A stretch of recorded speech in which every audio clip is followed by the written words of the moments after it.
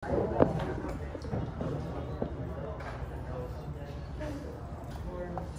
so I will discuss this, muna tayo. Okay.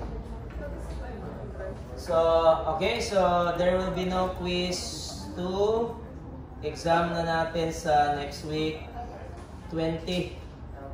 Ayan, so wala nang time for quiz 2.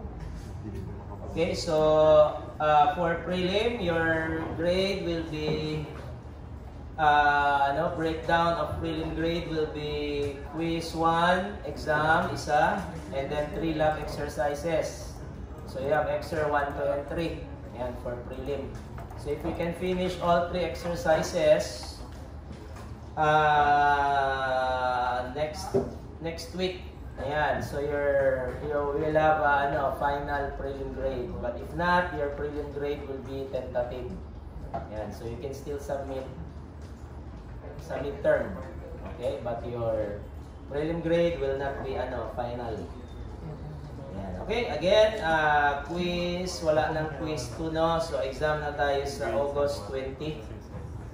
Ayan, August 20. So coverage will be insert, update, delete, select query, nested, ER diagram, which I will discuss today, and create table. Ayan, the slide that I showed you, create table yun siya.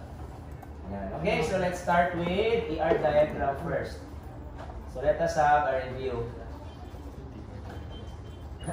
Review muna tayo on ER diagram.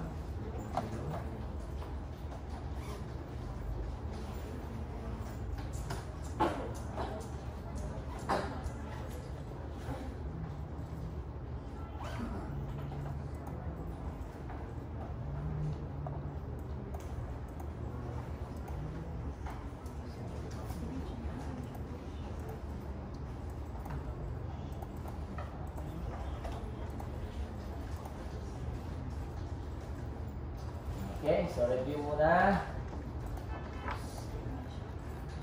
Okay, pay attention. Stop muna what you're doing. I will give you time later to submit exercises. Okay, so last meeting, we talked about ER diagram or entity relational model. Ayan, so we have entities.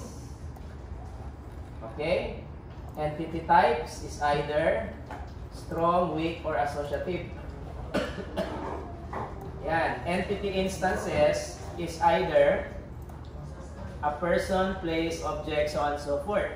So for your exercises, person, we have students, di ba? Teachers, administrator, person. So place, we did not include that one, departments, di ba? Okay, objects, it can be anything. Event, we have enroll, di ba? That's an event. Okay, we have grades. Ayan, all of these things. So those are instances.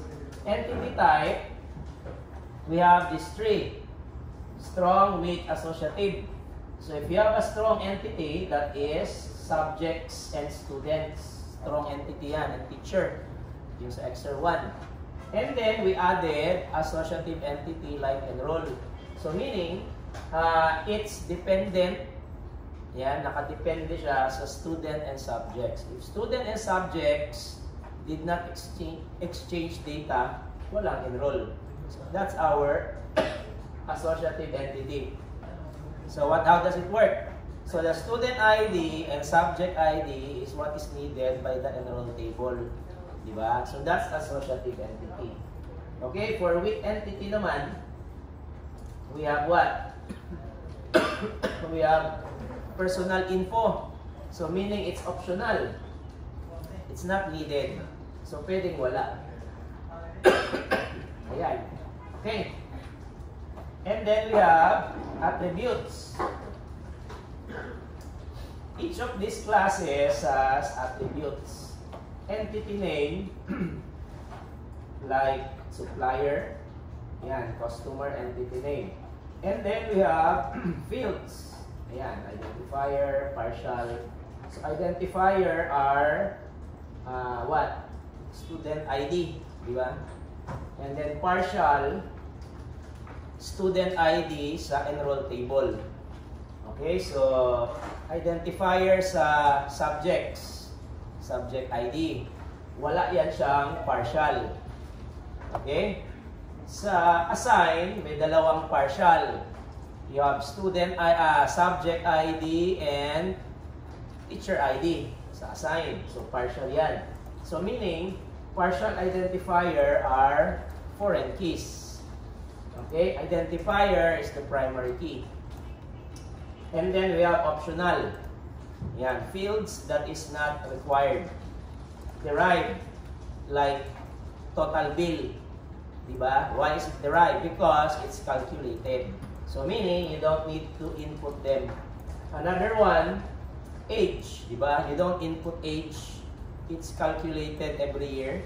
So you just have to enter birthday. Diba? You just enter birthday and that's it. Okay, and then multi-value. Like what? Hobby, diba? Talent, skill. If you require the user to input that, multi-value. And then composite, like first name, last name, composite. Yan. So we have, the result of that is this. Ito na yun.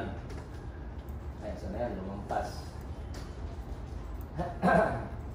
Ayan. So we have the primary key. That's it. Walang multi-value, walay composite, walay derived. Okay, basically, this is how you make use of them. So you have an entity. This is a foreign key. May foreign key ito, but it's not shown here. So the foreign key for this table is customer ID. The foreign key for this table is the product ID. Yan, so may kulang. So basically, you know how that works. We need to add values to them. Okay. Ayan, so let's proceed to question on this example. We discussed this last meeting, di ba? If you can still remember. Ayan. Questions example. Okay, alam na? Because for our exam, you're going to identify cardinalities for entities. Ano daw ang ilagay for shipment and item? Ano daw ang ilagay for order and product? Okay? Yan. Alright. So, alam na ito. Question on this. O, kabalo na. Para din ma-zero sa exam.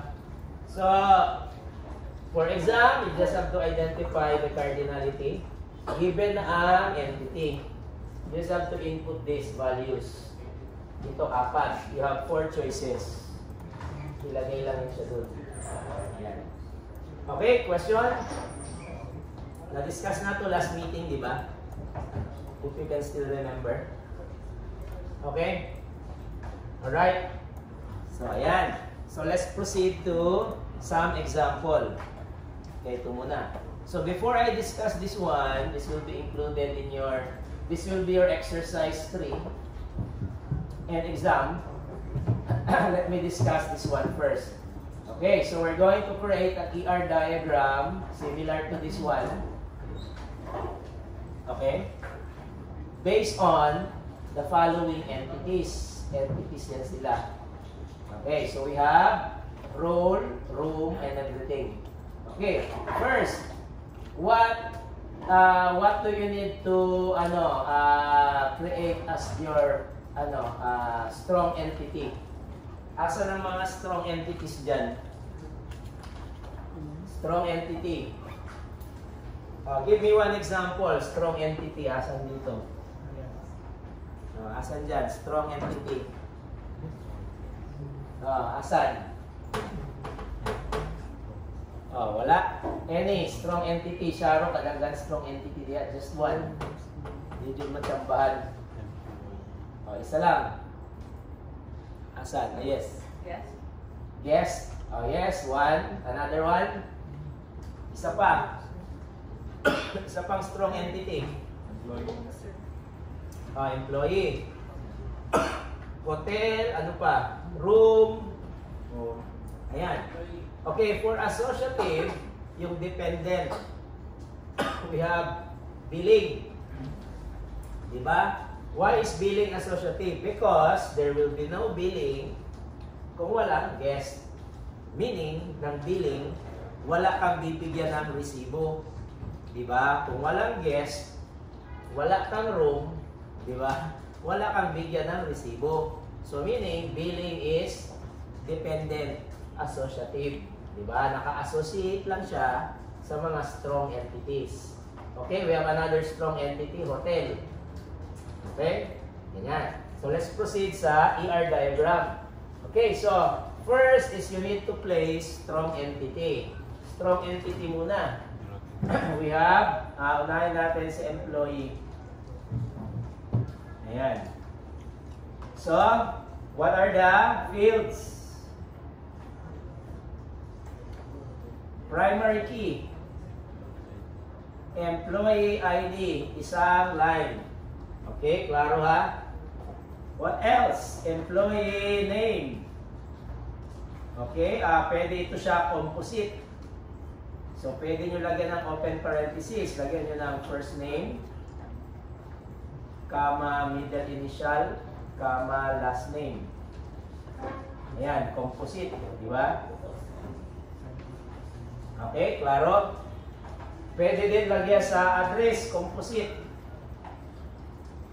Block, city, area, so on and so forth. Composite na naman yan. Okay?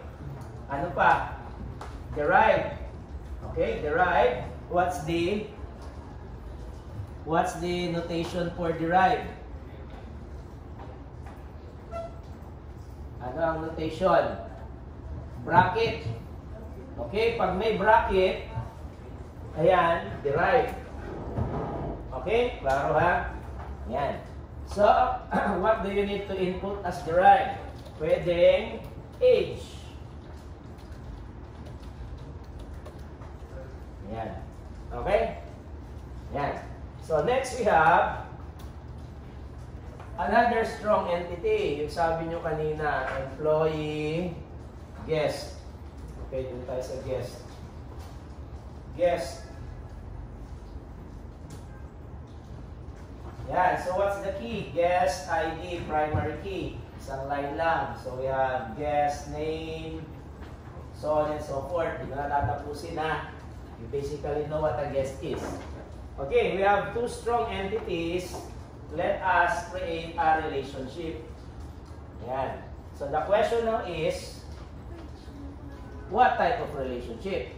We have the following options. Diba? We have many, mandatory many. Okay, we have optional many.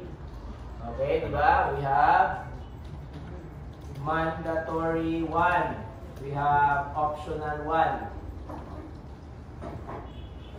Okay? Ayan. So, ano ang ilagay niyo dito? Ano ilagay niyo dyan? Okay.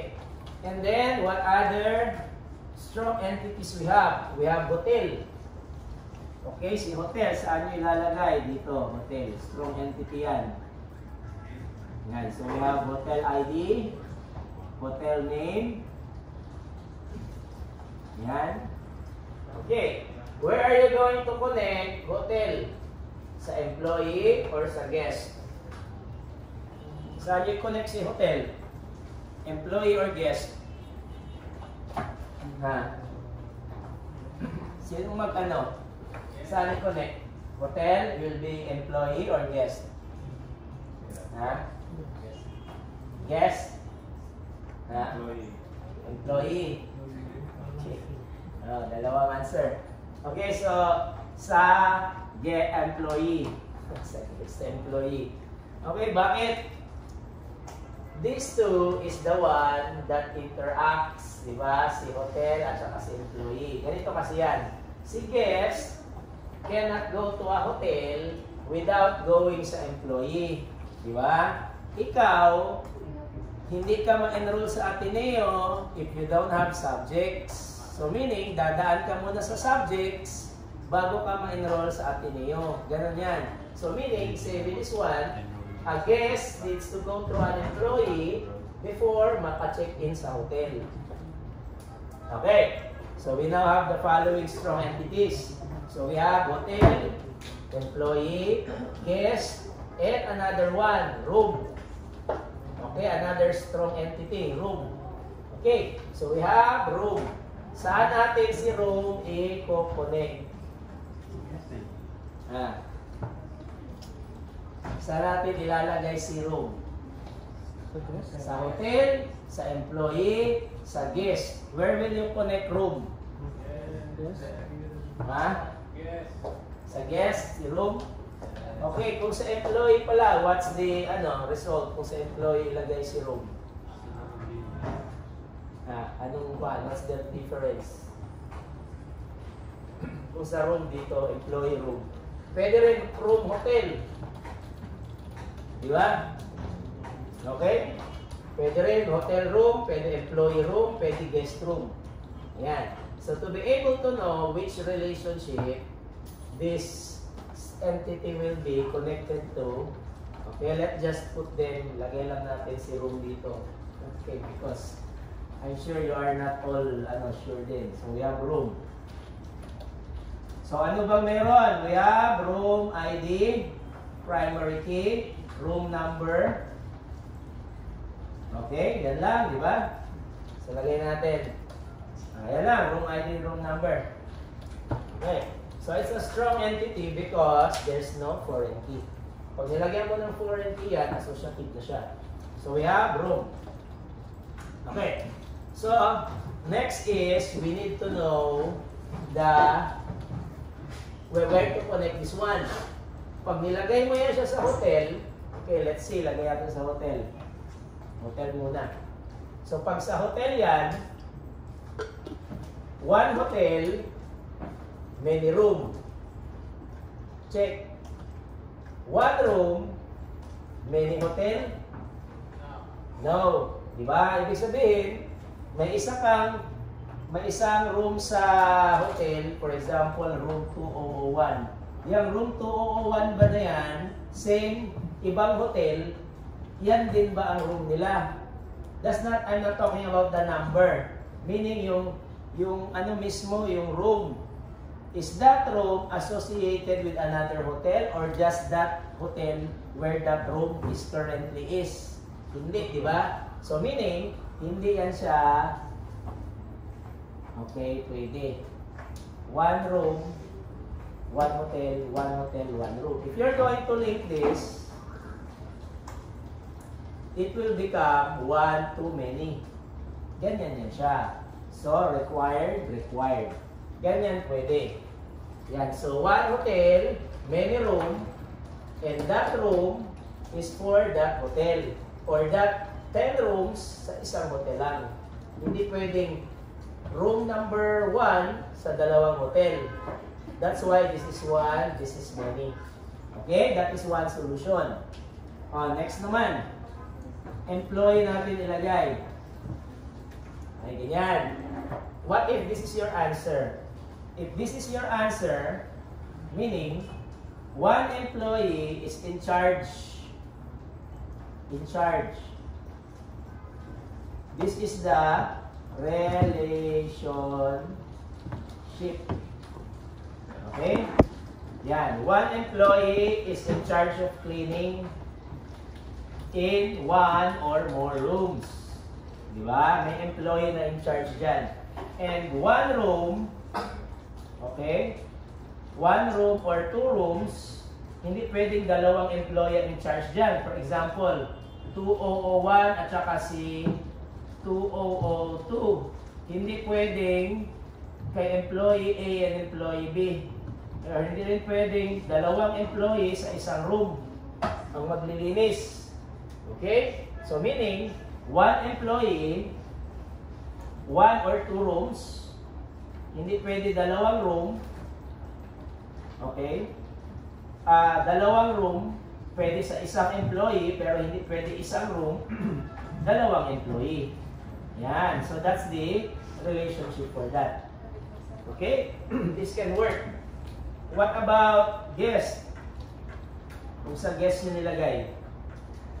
Dito naman. Yan. Okay, what will be the relationship type? One guest,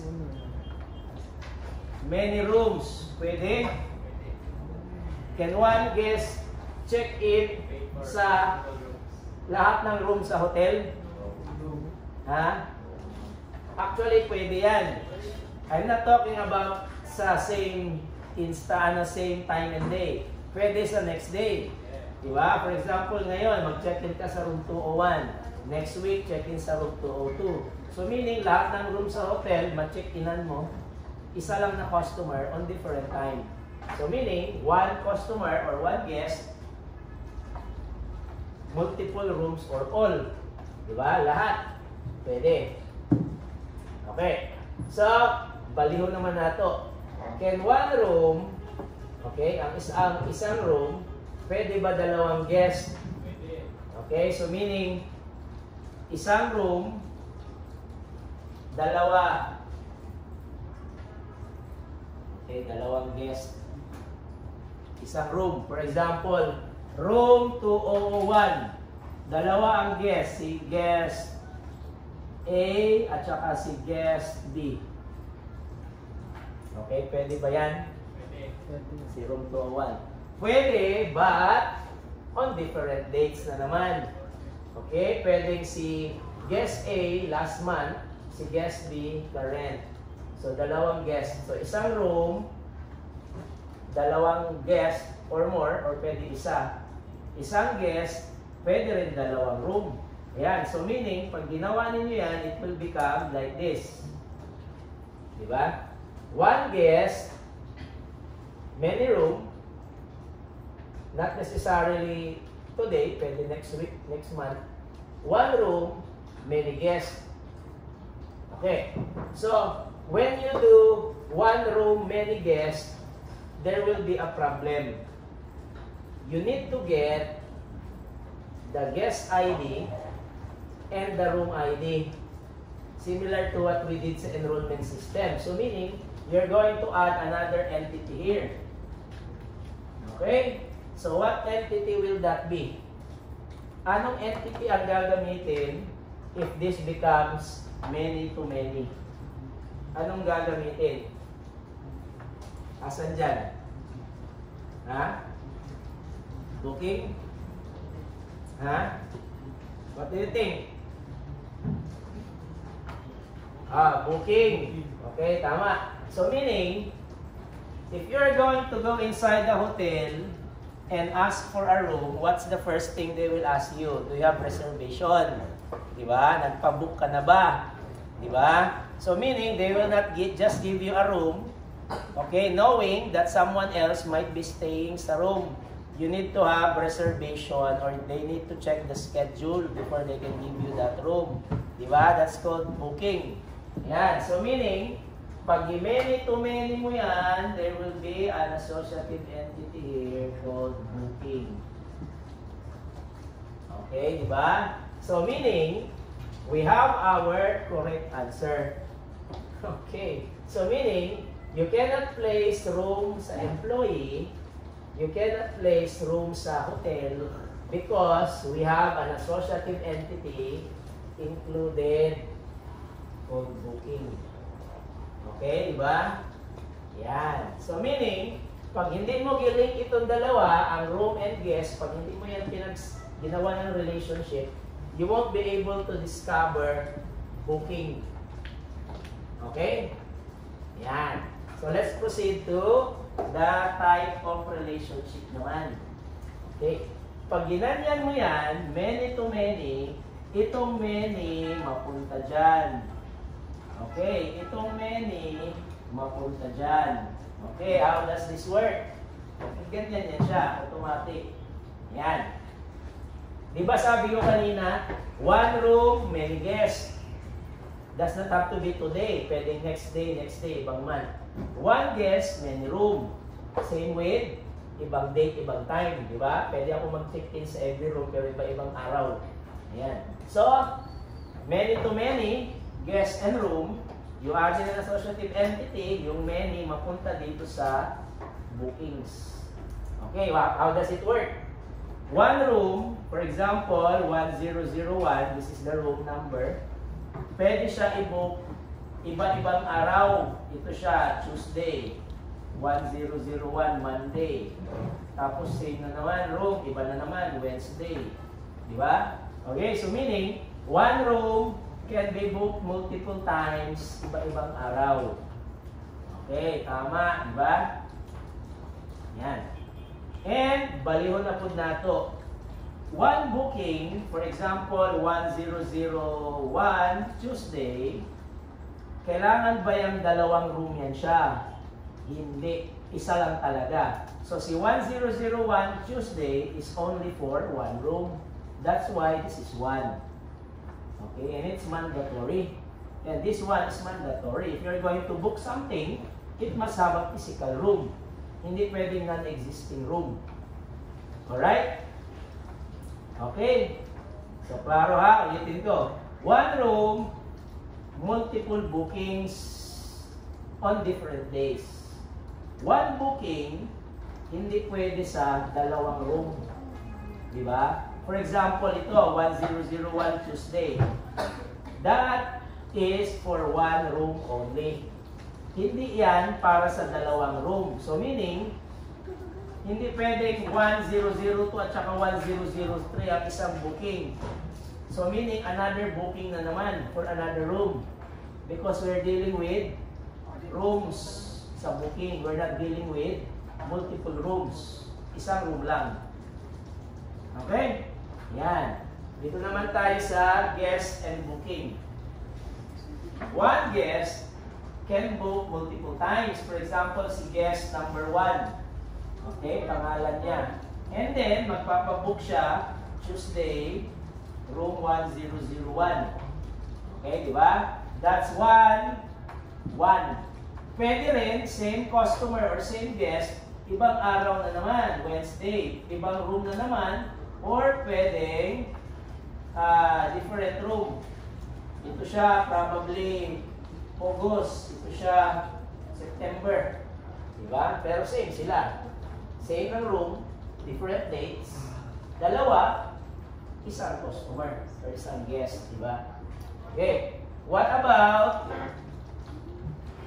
dalawang booking? Okay, balikan na po nato ha. What about dalawang booking ito? Okay, dalawang booking. So, booking for these two. Okay, ito na lang, one booking. One booking, pwede ba yan siya dalawang customer? Juan at saka si Pedro. Pwede ba dalawa?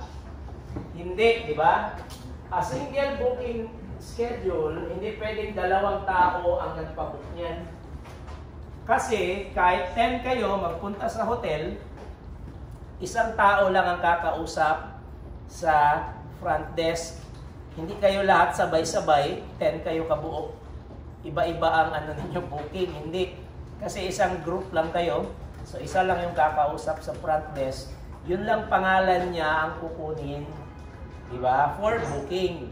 And kung magbayad na, siya lang din ang sisingilin. Di ba? So meaning, one booking is for one guest. Okay? Two booking, pwedeng one guest. Pero hindi pwedeng two guests, one booking. That's why this is one. One guest, maraming booking. Yes, by ibang araw. Dalawang booking, isang guest. No. That's why this is one. Okay? Alright. Klaro? So, next is this one. Mandatory. Pag nagpabook ka, pwede ang room is not available, they will give you a different schedule. Di ba? So, mandatory. So, pwede hindi available, probably next month. Di ba? Pwede na. Yan. But still, you need to book. Kailangan magpabook ka pa rin. Alright? Okay. So, ganyan ha. Hotel, employee, guest, booking, and room. Okay, ano pa ang kulang? We have mga associative entity na lang natitira. This is associative. Strong entity, giuna natin. Associative. Okay. We have role. Okay, role naman. Ito, role. Where do you need to connect role? Saan i-connect si role? Saan? Come on. Sa exam, you will be given 1 hour only. Hindi pwede mo lapas. Okay? Kaya dapat ma-figure out nyo na agad. Hindi pwede mabagal. Okay? Mabilis lang yung time pag-exam. Saan ilagay si role na entity? What is a role? Papel ninyo, di ba? What's your role? Okay, anong papel mo? So, sino ba ang may role dyan? Si employee. So, dito may ilagay si role. Okay, ano ba yan? Role ID, tapos role type. Yan. Ano yung mga type of roles? Lagay natin staff, manager, janitor. Yan, mga role ba? Okay. So, what is now the type of relationship? So, hindi ito nakakonect ha. Okay? Ayan, i-connect pa pala natin. Wala pa tayong relationship dyan. Okay. Ito, wala pa rin tayong relationship pa. Hindi pa natin na-answeran. Ito, meron na. Okay, what's the relationship sa role and employee? Asan dyan? Pili kayo. O-M, M-M, M-O-O-O. Yan lang mga choices sa exam. So for role, employee, what's the relationship here? Ito naman dyan, ano. Okay, dito muna tayo. Role to employee, anong relationship? Ha? Ilan? Many or one?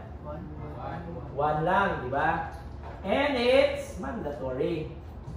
Okay, so meaning, every employee merong job description. Hindi pwedeng didawat ka sa hotel, walay specific kung sa ba yun mong trabaho. Di ba? So you need to have a role. Staff ka ba? Manager ka ba? Janitor ba ka? So every employee in the employee table has assigned role. Pero, isa lang. Hindi ka pwedeng staff and manager. Duwain mong trabaho. Probably pwede kung walay manager. Pero manager guy, isa lang dyan yung trabaho. Hindi pwede both.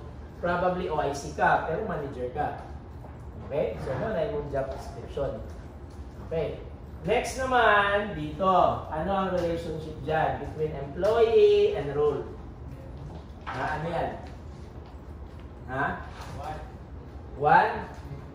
Ano? One or many? Employee. Okay? Ito siya. Many ito siya. Okay? Mali kasi yung answer nyo eh. Many yan. Ang isang role, ginabigay sa one or more employee. For example, si employee 1, staff. Employee 2, staff na naman. Employee 3, staff na naman. Employee 4, manager. So meaning, one role, many employees. Okay. One employee, isa lang ang role. Okay, yan ang tama. One employee, one role. Okay? Yan. Alright? O, klaro ha? O, questions? O, nasabtan na ha? Okay? O, klaro? Okay, this one is mandatory. Hindi pwede optional. So, you must have a role. Hindi pwedeng walang role. May role dapat. Okay, guest and employee naman. Guest and employee. Yes. Ano ang relationship nila? Strong entity, strong entity. Employee can have multiple guests. Diba?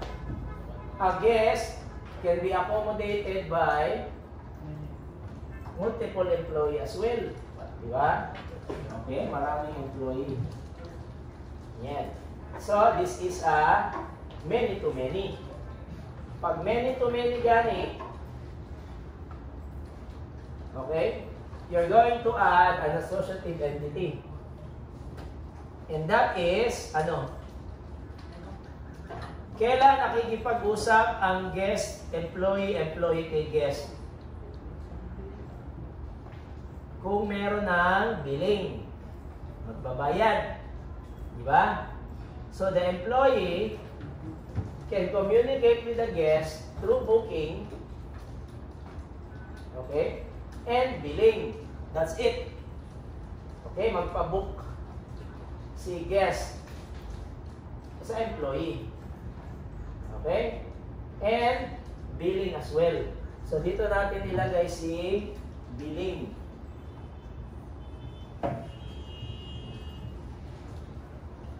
Ayan. So, pag naglagay ka ng billing dyan, ang many mapunta dyan, ang many mapunta dyan. Okay? Magganyan din siya. Always if it's many to many. Okay? Ayan. So, let's see now. One employee can issue many bills. Okay, di ba? And then, one bill, hindi pwedeng ibigay ng dalawang employee. For example, dalawang resibo, hindi pwedeng ibigay ng ang isang resibo, hindi pwedeng ibigay ng dalawang employee, isa lang. So, one employee, multiple bill. One bill, hindi pwedeng dalawang employee. One bill, one employee. Two bill, one employee. Three bill, one employee. Okay, hindi pwedeng one bill, two employee. That's why this is one and many. Okay, ngayon tayo sa guest. Guest can be given a single bill. Pwede rin si guest, dalawang bill. Pero, anong different date? Diba? For example, ngayon naman, nag-check-in siya. Isang bill. Same guest, another bill for another month.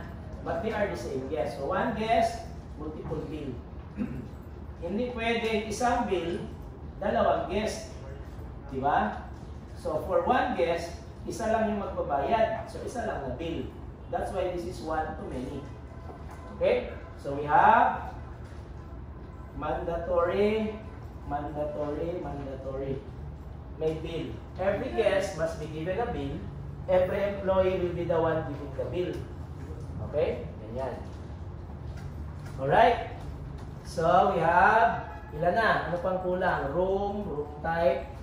Okay, wala pa tayong room type. Ayan. So, room type is, dito, room type. Room type.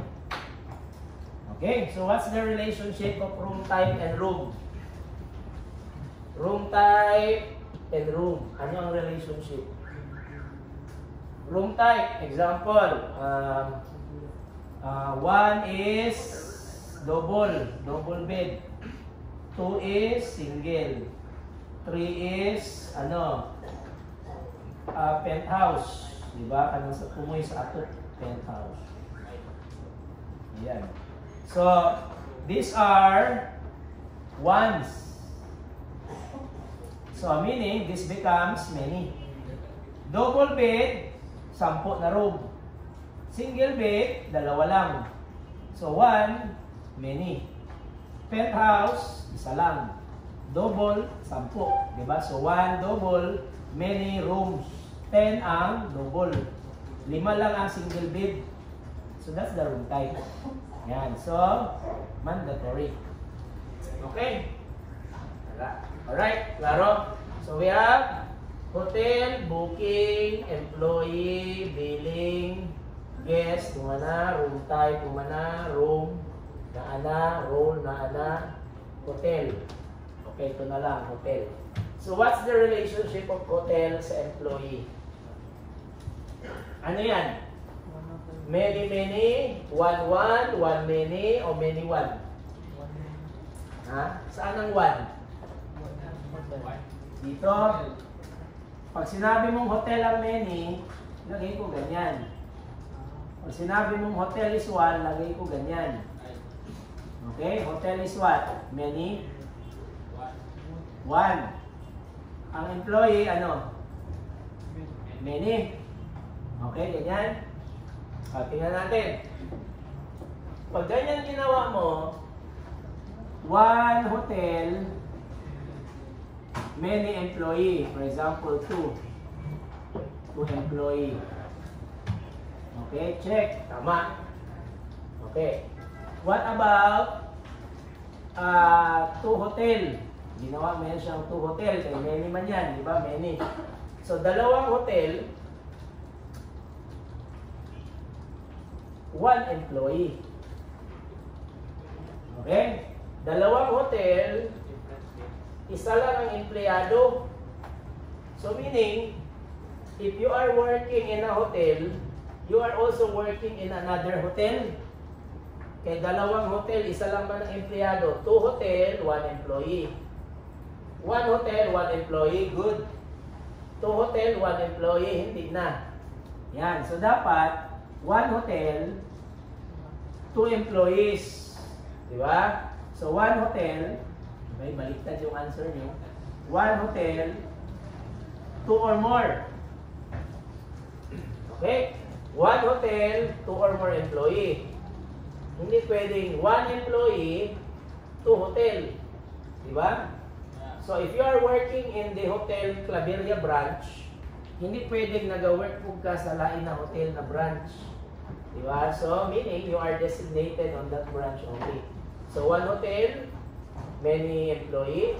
One employee, one hotel. Two employee, one hotel. Five employee, one hotel. Okay, hindi pwedeng two hotel, one employee. Two hotel, two employee, okay lang. Pero, pag sinabi mong many yan, one yan, two hotel, one employee. Which is not allowed. Okay? Yan. Alright? So, that's the solution for our ER diagram. So for your exam, I will give different examples like hospital, ano pa, mall, okay, school, iba-ibang database systems, okay, like this one is hotel, okay, ganyan. Alright? Okay, yan lang. So take note, okay na, erase ko na. Okay, so ready your Exer 1, 2, or Exer 2. Exer 3, discuss ko pa yung create table. Okay, wala pa taka-discuss ato. Yan, so deadline of Exer 3, Monday. Okay, Monday. Monday yan siya. And then exam tayo sa next week, Wednesday. Okay? Ayan. So attendance muna.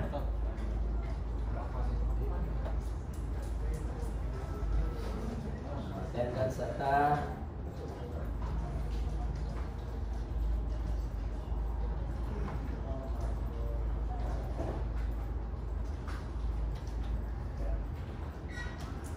Attendance ay present. Aguilar. Aguilar. Wala. Alcontin. Alim. Agnieszko. Ang. Arino. Azuhata. Azuhata. Wala. Present, sir. Kabato. Campus. Campus. Wala.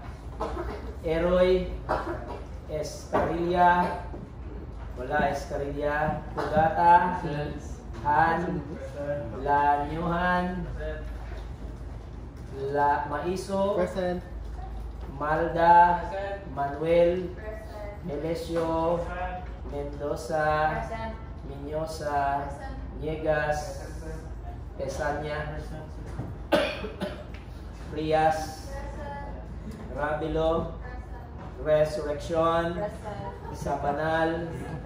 Sabanal. Sariol. Sikat. Silva. Suelan. Q. Trinidad. Trinidad. Wala. Villegas. Villegas. Wala. Villejo. Binluan. Okay, yan lang. Oh, ready, Rexer, for checking? Sir, check sir. Okay, wait lang na.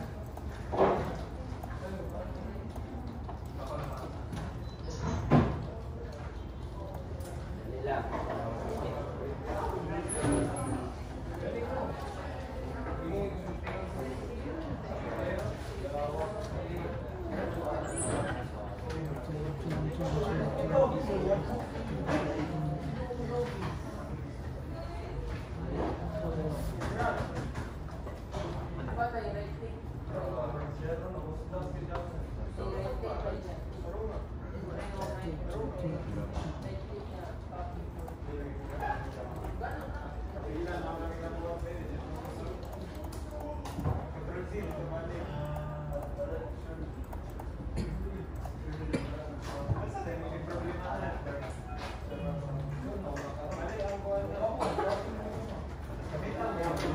Okay, Doreen ay magpa-check. Sige, ready ka na siya. Next meeting. Check sir. Sir, Sir, what?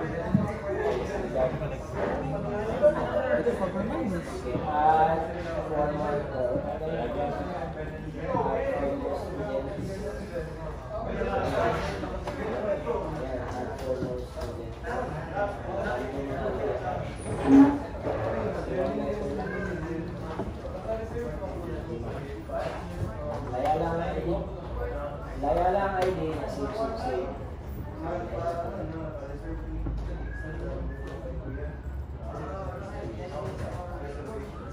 First row, select. First row,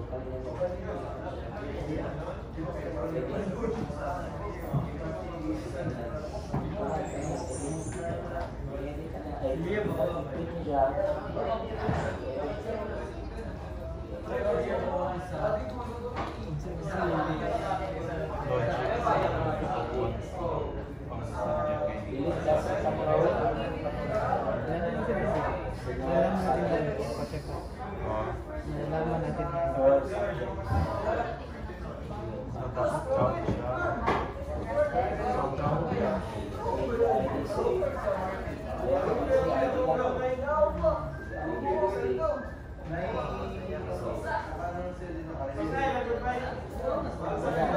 First row. Ayun na, hindi na ID.